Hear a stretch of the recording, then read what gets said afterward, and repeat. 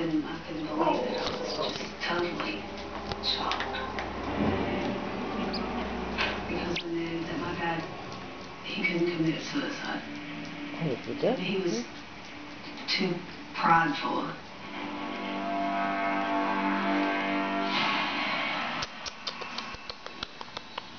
Oh.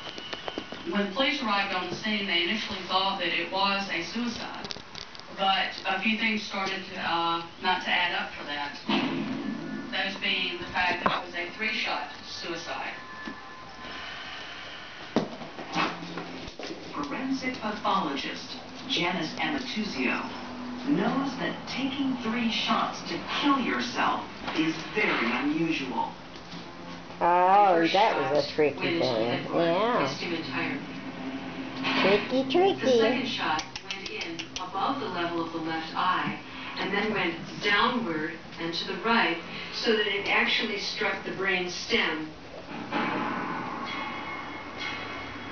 Once the brain stem is severed or damaged, all of the motor tracts would have been severed or damaged as well. This individual could not have made any meaningful movement.